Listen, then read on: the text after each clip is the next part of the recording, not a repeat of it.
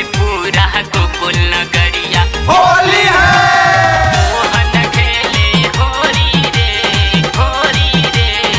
झूमे पूरा गोकुल नगरिया।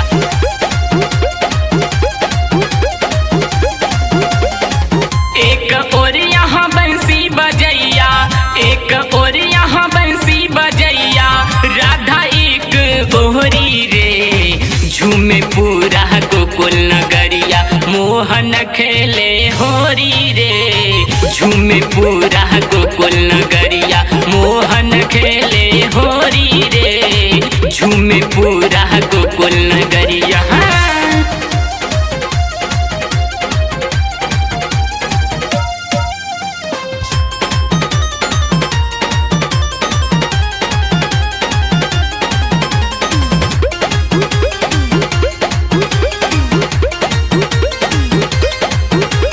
मंद मंद मुस्काए है देखो राधा की सारी सखियां रे।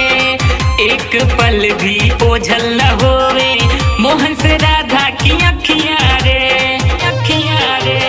मंद मंद मुस्काए है देखो राधा की सारी सखियां रे। एक पल भी ओझल न होवे मोहन से राधा की अखियां रे।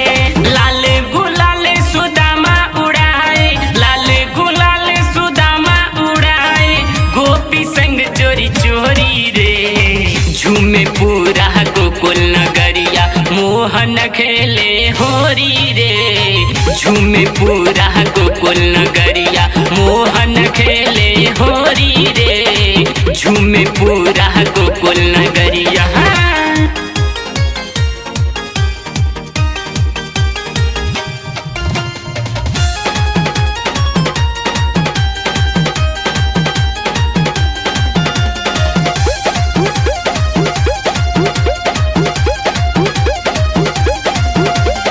रंग अबीर बरसाए गगन से तीनों लोक के देव जी, ब्रह्मा विष्णु सरस्वती लक्ष्मी गौरी संग महादेव जी, महादेव जी।